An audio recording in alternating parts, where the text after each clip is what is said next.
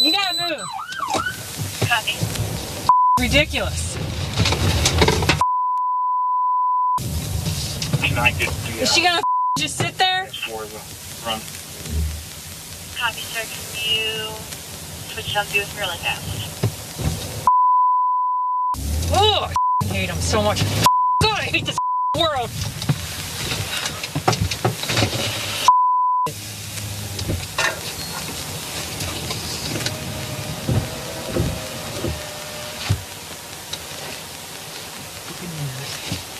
I hate him. I guess she was done. So that person you hear in that police car, she's been given a gun and permission to shoot you if she feels like it. But right now, F the world. I hate the whole world. I hate it. I hate it. I hate it. Sounds like I was gonna say 10-year-old. That's too old. A 7-year-old that's ranting and raving about losing their video game privileges or something like that. I hate the world. I hate it. Wait, you guys hear excuses for why she said what she said. In fact, let's go to what she said first. So according to this internal investigation, Officer Rose Valentino, as you heard in that video, said, effing N-words. I effing hate them. Keep your mind on that last phrase, I hate them. Sounds like a bunch of people, doesn't it? At some point, police say a passing 16-year-old boy gestured to Valentino with his middle finger. In other words, he flicked her off. Valentino said that this was what prompted her to use the N-word. That came after she was mad that some lady picking up kids, again, she's next to a high school, probably picking up kids or doing whatever business she had was in the way. She's a bad driver. That was the first problem that Officer Valentino had. Then some kid flicked her off and then she went to this tirade. So according to this report, Valentino, who is white, said that she does not have any racial biases that have affected her work and told investigators that she does not use racial slurs. Speaking this month to CPD's internal investigation section, this is up in Cincinnati, you guys. Valentino said she doesn't use racial slurs and has no racial biases. She also said effing N-words was not intended to refer to all African Americans, but was specifically and narrowly in reference to the teenager walking down the sidewalk after school. How about that first graphic? You guys don't have to bring it up, but I'll read it again. According to that internal investigation, Officer Rose Valentino said effing N-words. I effing hate them. Except there's this one teenager who flicked her off, and apparently that's the reason. It gets worse. So the officer also said that she's been desensitized to racially offensive language by music and hearing people talk on the street. That's why she did it. Currently, her punishment is that her police powers have been suspended.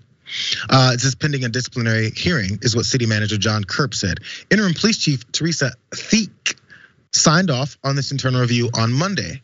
Officer Valentino will not be on city streets in uniform, wearing a badge or carrying a firearm, is what she said in that statement.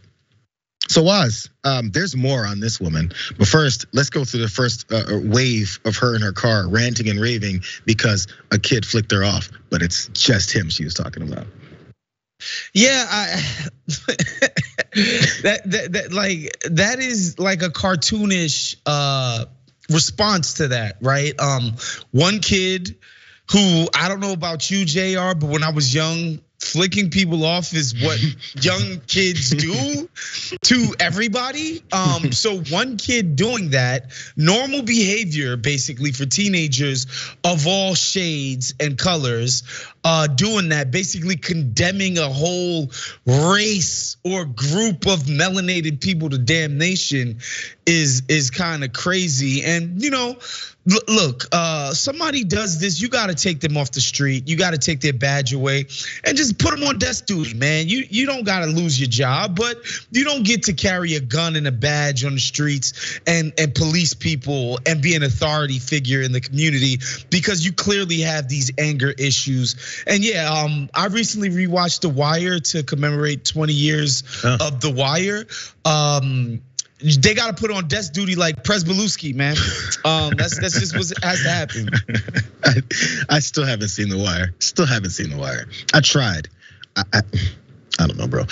If I tell you why, everyone's gonna be mad at me. So let's go back to Officer Valentino because again, Maybe this is just a slip up. Some people may want to defend her and say, you know what, she was just ranting, raving in her car. Haven't you ever had a little bit of road rage when someone isn't moving out of the way and you're like, move out of the way, and scream and call them a couple of names?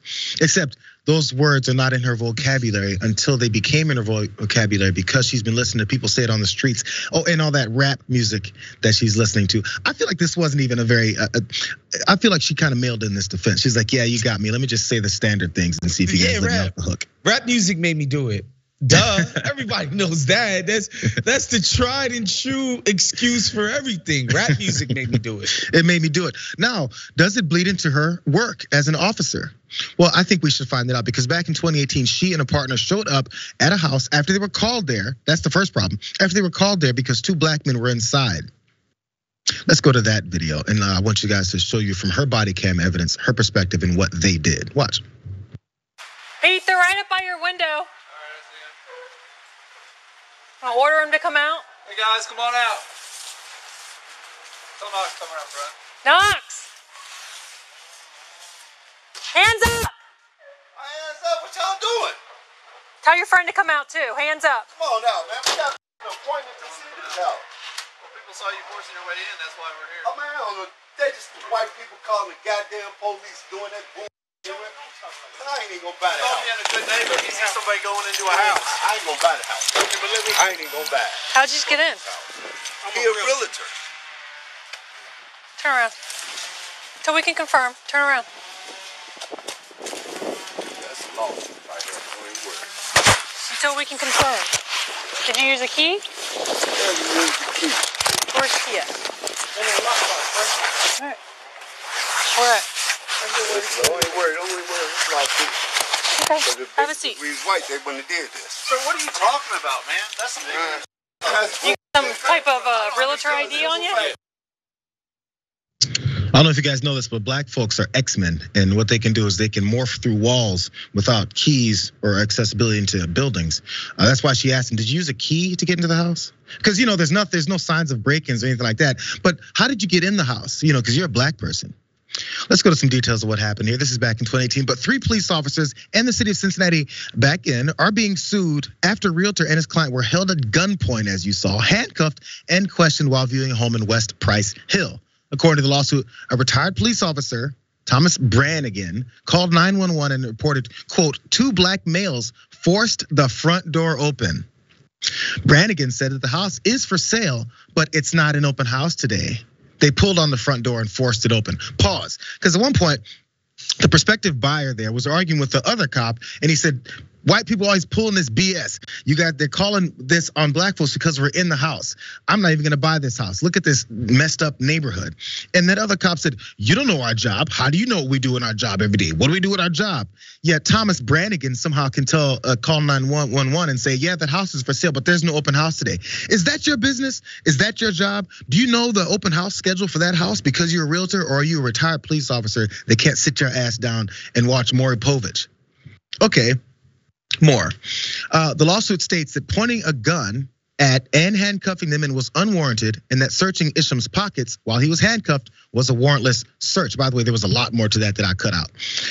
The men also say that they were held against their will, and that 7 body camera records, which were supposed to be retained by the city, were destroyed, bro. 3 days after the suit was filed, the city of Cincinnati apologized and announced a $151,000 settlement, which I think is way too low. But again, the citizens had to pay for that, which is part of this problem.